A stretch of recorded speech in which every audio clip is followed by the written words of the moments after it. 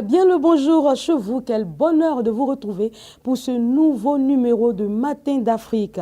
La semaine commence, oui, elle commence très bien sur la chaîne des Bénis, lundi 15 mai 2017. C'est la date du jour. Toute l'équipe, cadre, réalisateur, technicien de son est mobilisée pour vous donner le sourire matinal. Bienvenue chez nous, bienvenue chez vous, bienvenue en famille. Je suis Adrienne Naou et c'est Matin d'Afrique.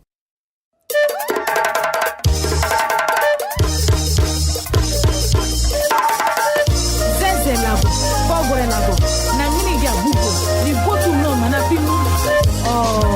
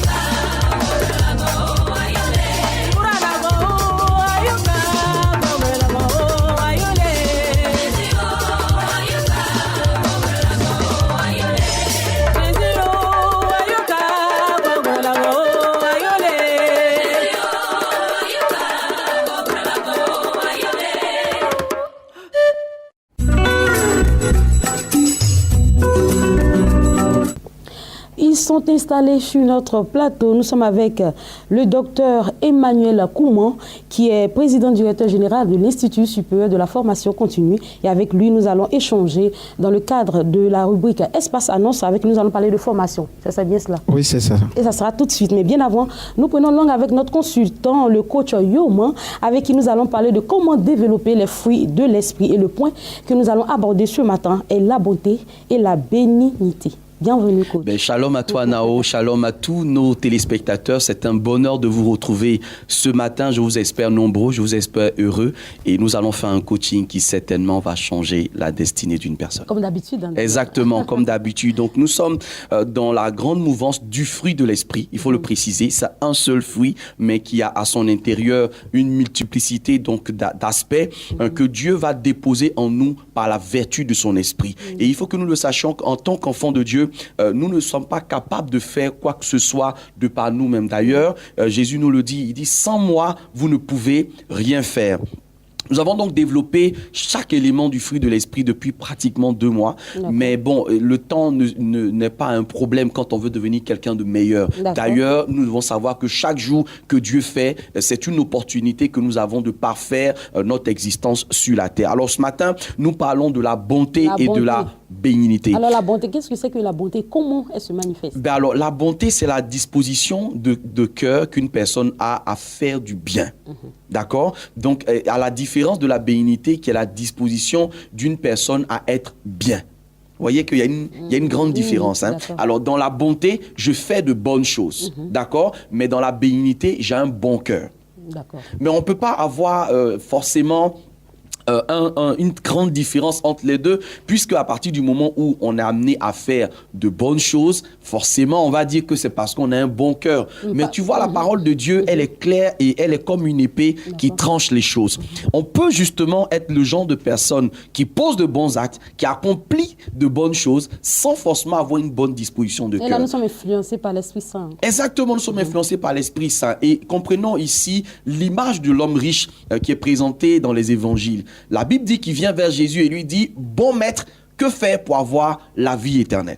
Et Jésus lui dit « Est-ce que tu peux m'appeler bon? Il n'y a que Dieu seul qui soit bon, n'est-ce pas ?» Et il lui dit « Alors, est-ce que tu as mis en pratique tous les commandements ?» Il dit « Je les ai tous mis en pratique depuis mon jeune âge. » Alors il dit « Il te reste encore une seule chose, va, vends tous tes biens, viens et suis-moi. » La Bible déclare que cet homme a été malheureux.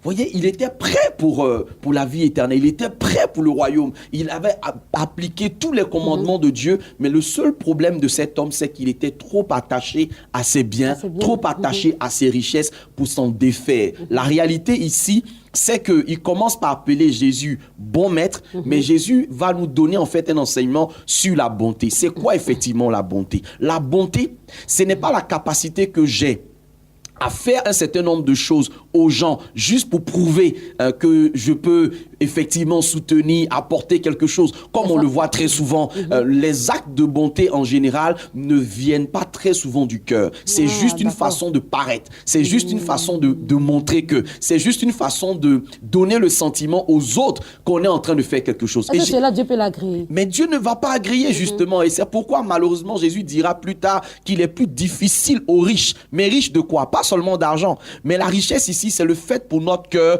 de ne pas avoir la capacité de se détacher de tout ce qui est plus important que nous-mêmes. C'est-à-dire que dans la manifestation de la bonté, on a une reconnaissance à l'intérieur de nous, Nao. On reconnaît que c'est la bonté de l'Éternel qui fait de nous la personne que nous sommes. On se souvient qu'à un moment donné de notre vie, nous-mêmes, on n'avait pas où aller. On a dormi chez quelqu'un. On se souvient qu'à un moment donné de notre vie, on n'avait pas de quoi manger. Quelqu'un nous a nourris. On se souvient que si ce n'était pas la bonté de l'Éternel, on ne serait pas là où on est en ce moment, et on s'appuie sur cette bonté de l'Éternel pour accomplir du bien dans la vie de quelqu'un. Donc à partir de ce moment-là, je ne fais pas que seulement faire du bien aux gens, mais je me souviens que je suis moi-même le résultat du bien de quelqu'un. Je suis moi-même le résultat de la main de quelqu'un. À partir de ce moment-là, j'agis par reconnaissance. Et c'est un danger lorsque nous voulons manifester la bonté sans être redevable.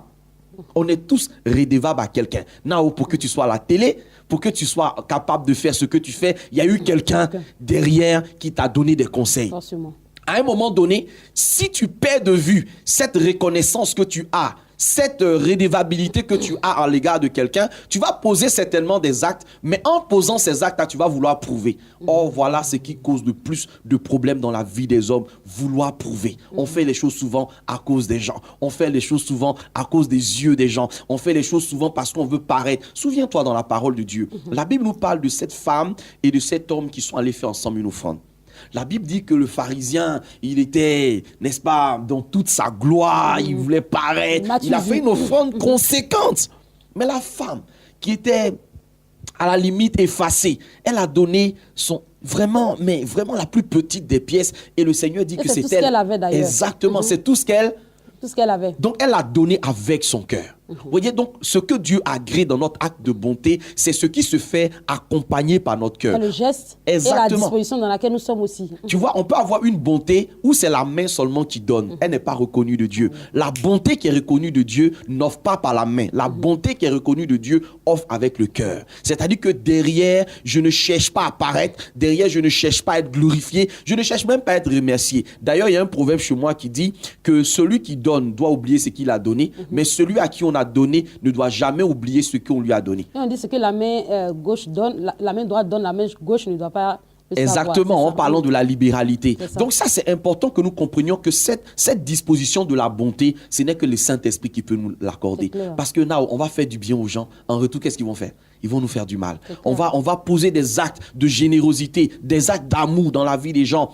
En retour, on va récolter leur méchanceté. D'ailleurs, le docteur Christ Olakiome disait que la méchanceté, c'est l'entortillement de l'esprit. C'est-à-dire qu'une disposition de quelqu'un qui, même malgré le bienfait que tu lui apportes, est dans les dispositions de te nuire. Mais progressons un tout petit peu pour en arriver à ce qu'on appelait la bénignité. Vous voyez qu'à l'intérieur, on a bon. Mais ici, on n'a pas forcément la dynamique de donner quelque chose. On n'a pas forcément la dynamique de faire quelque chose, mais cette bonté est en fait une disposition intérieure.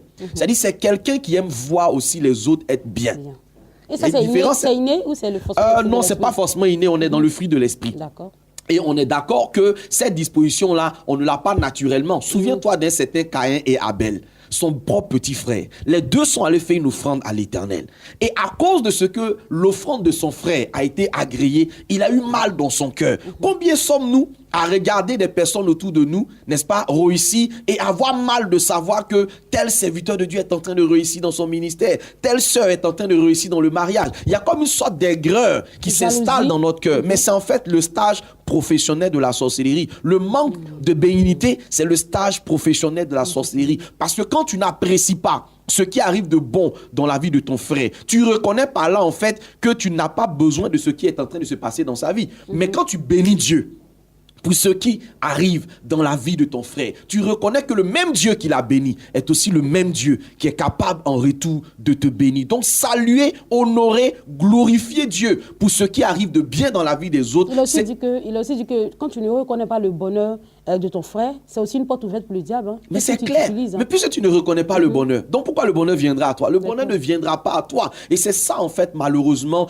ce que nous vivons dans la réalité de l'Église en général, c'est qu'on ne se réjouit pas du bien de l'autre. Pourquoi parfois on n'arrive pas à s'associer? Pourquoi parfois on n'arrive pas à trouver une sorte donc d'unité du corps de Christ? Pourquoi? Parce qu'on veut savoir qui sera à la tête. On veut savoir qui on va placer. Pourquoi c'est pas moi qui suis à la tête et c'est l'autre qui a la tête? D'ailleurs, je te raconte encore une autre anecdote. On me dit que il y avait donc des personnes qui avaient décidé de tester des blancs d'un côté et puis des noirs d'un autre côté. Bon, je précise que c'est juste une anecdote. Alors, sur donc le puits des blancs, on a mis une fermeture. Et sur le puits des noirs, on a laissé ouvert. Et les blancs se sont organisés entre eux et ils ont trouvé une personne qui allait ouvrir et qui allait faire sortir les autres. Et quand ils ont réussi donc à laisser une personne monter sur une autre, ainsi de suite, jusqu'à ce qu'ils ouvrent la porte et ils sont sortis l'un après l'autre.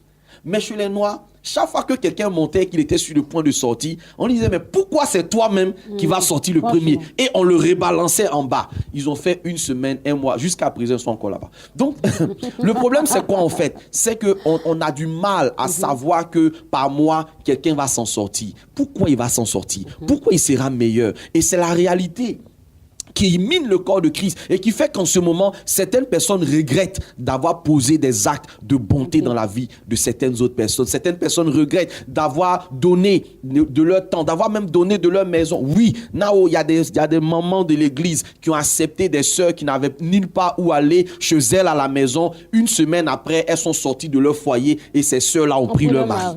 Il y a des pasteurs qui ont accepté d'héberger d'autres pasteurs chez eux. Au bout d'un certain moment, il a ramassé les fidèles du pasteur et il allait créer sa propre église. Quand on regarde tout ça, qu'est-ce qu'il faut faire finalement? Qu'est-ce qu'il faut faire?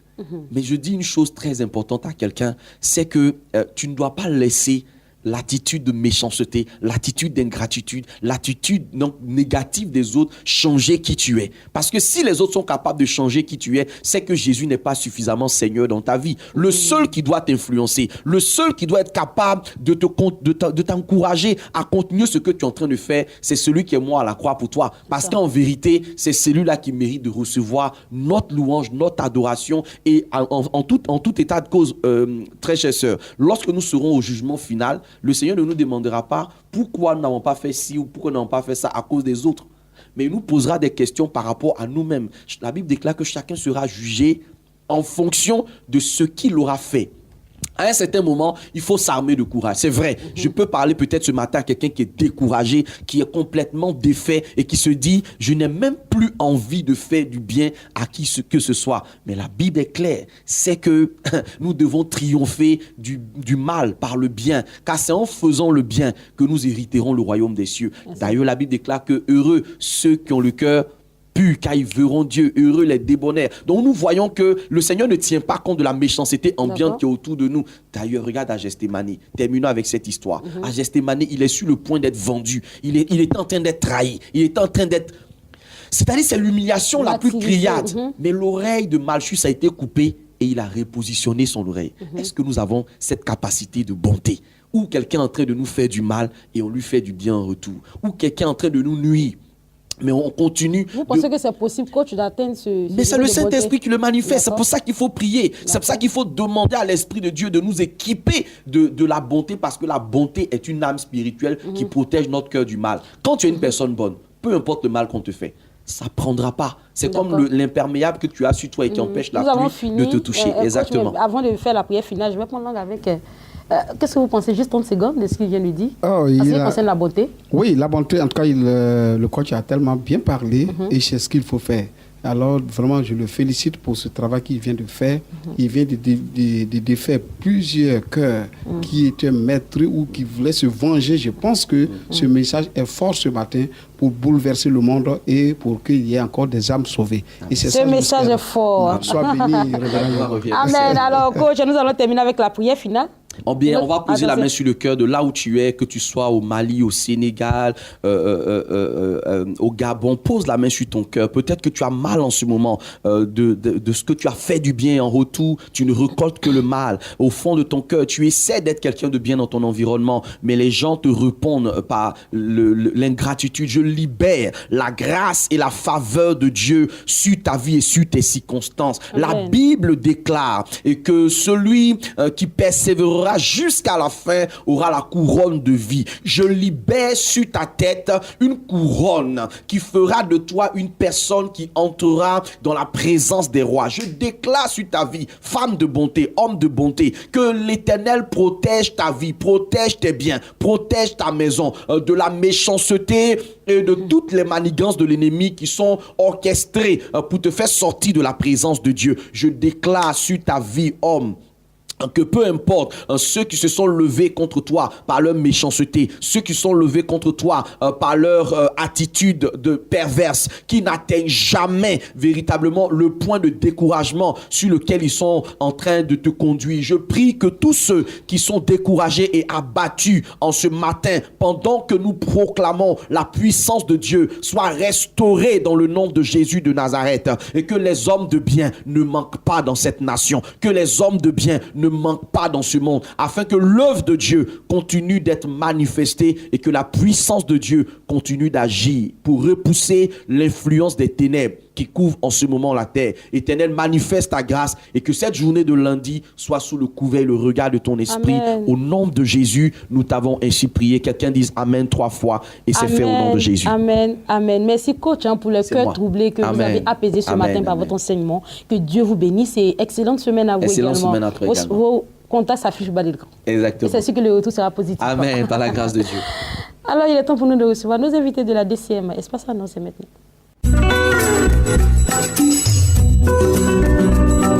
Nous sommes avec Dr Emmanuel Kouman, président directeur général de l'Institut supérieur de la formation continue. Et avec nous, nous parlons toujours de formation. Formation. Oui, merci beaucoup Adrien. Il faut dire que nous parlons de formation parce que le Seigneur lui-même l'a dit, le peuple périt parce qu'il manque la connaissance. Et aujourd'hui, nous sommes arrivés à un siècle, au 21e siècle, où chacun doit chercher à faire quelque chose.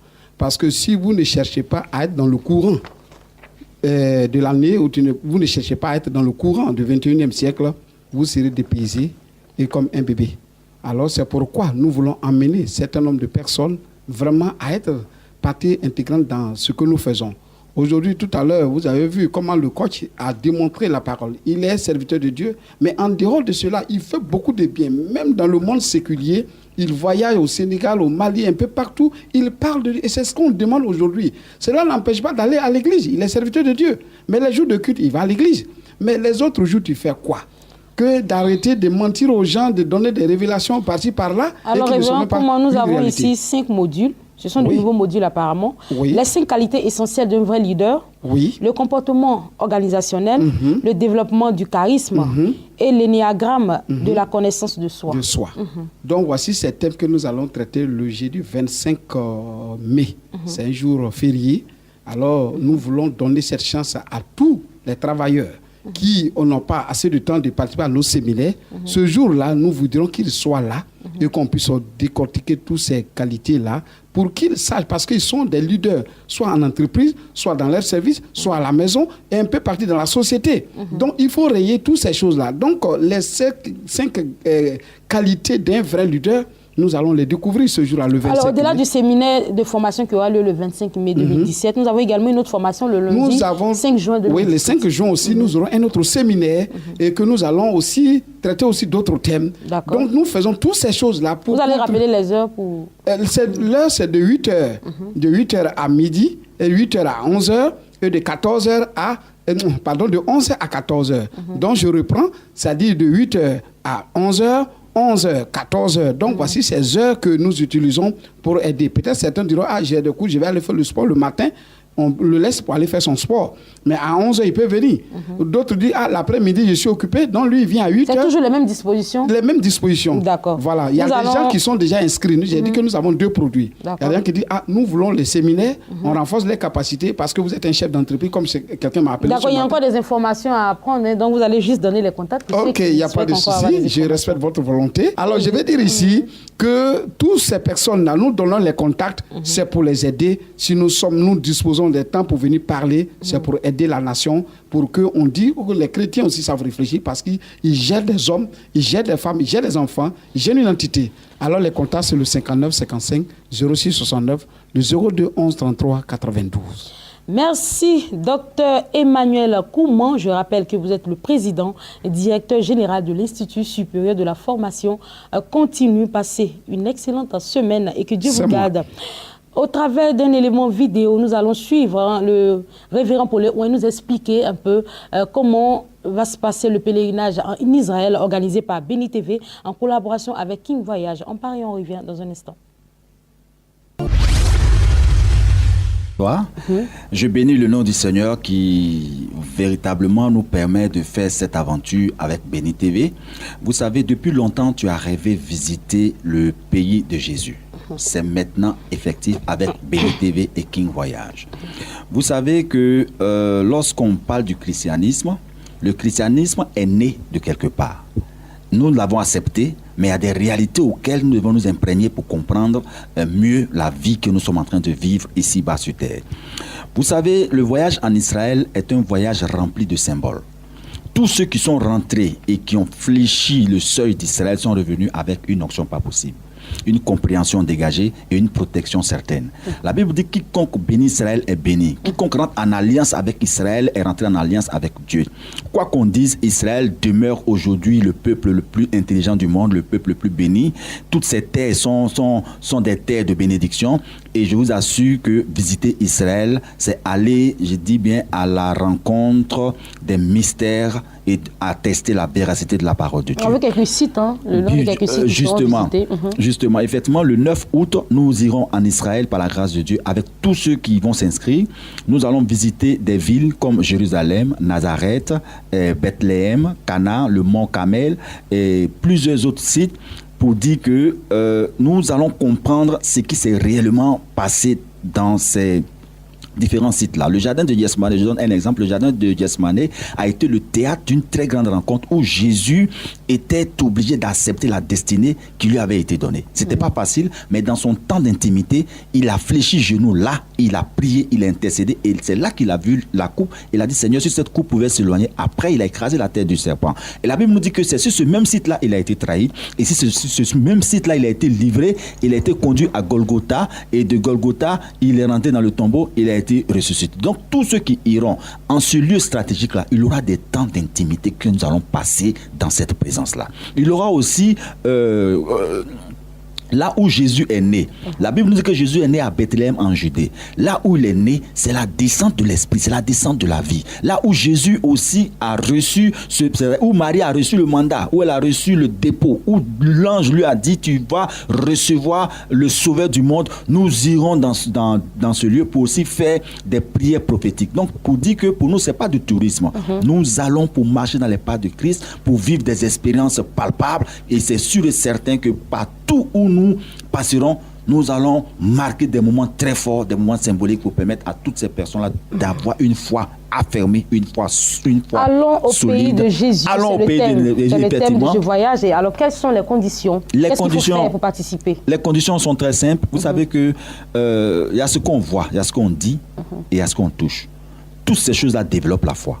Donc, pour toi qui veux aller en Israël, peu importe ta confession religieuse, peu importe ton appartenance ethnique, peu importe ta ville, ta capitale, ton continent, c'est possible. Il suffit simplement de t'inscrire à hauteur de 100 000 francs et le coût du voyage. Quand je parle du coût du voyage, le billet d'avion, le séjour, l'hébergement, le déplacement, la nourriture, tout ce coût-là pour une somme de 1 460 000. Il faut préciser 100 000 francs. 100 000 francs pour l'inscription. Et 1 ça million, nous permet d'avoir les 100 000 francs pour faire les papiers, effectivement. Et les 1 460 000 francs, ça c'est le coût du voyage. Le coût du voyage. Justement. D'accord. Billet d'avion, hébergement, déplacement, nourriture et tout. Effectivement. D'accord. Donc toute l'Afrique peut participer. On va rappeler les dates. Départ le 9 à l'aéroport d'Abidjan pour ceux qui sont à Abidjan. D'accord. Pour ceux qui sont dans les autres pays, ils vont prendre leur vol depuis leur pays.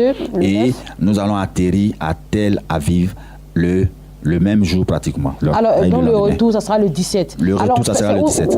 Où est-ce qu'on peut faire les inscriptions? Les inscriptions, vous nous appelez à ces différents numéros, mais tout se fait au niveau de Béni TV ici. D'accord. Voilà. Pour ceux qui sont de l'autre côté, dans les autres pays, c'est possible, vous pouvez participer, rentrer en contact avec nous. Nous allons vous donner nos mails et nous allons échanger pour vous donner toutes les conditions qu'il faut.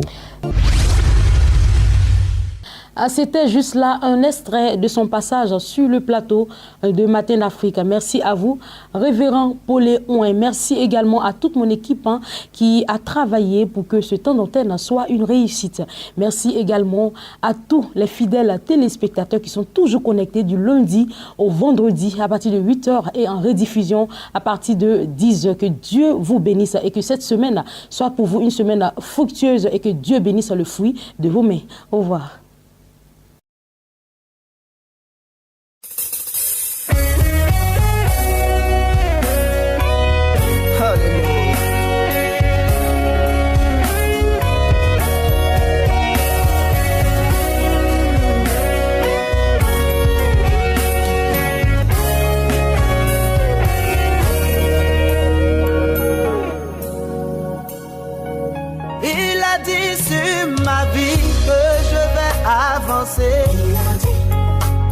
J'ai foi que cela arrivera. Il a dit c'est ma vie que je vais travailler. Et j'ai fois que cela arrivera. Il a dit sur ma vie que je vais voyager. J'ai foi que cela arrivera. Il a dit sur ma vie que je vais prospérer. Oh, oui, j'ai foi que cela arrivera. Il a dit. Ce que sa bouche a dit, sa main l'accomplit. Moi j'ai cru que j'étais orphelin. Moi j'ai cru que j'étais oublié. Oh. Moi j'ai cru que je n'avais personne. Jésus m'a dit non, je suis là. J'ai cru que tout était bloqué.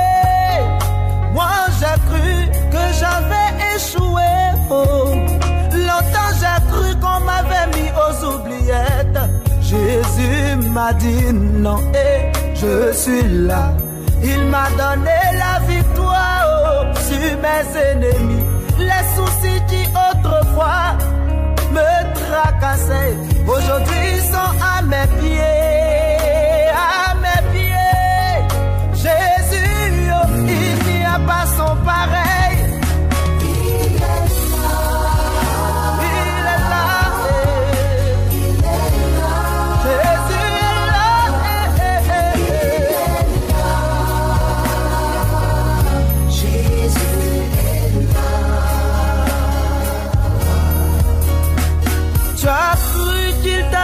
Oublier que le chômage n'allait jamais s'arrêter, que tu n'auras pas la guérison, mais Jésus te dit non, je suis là.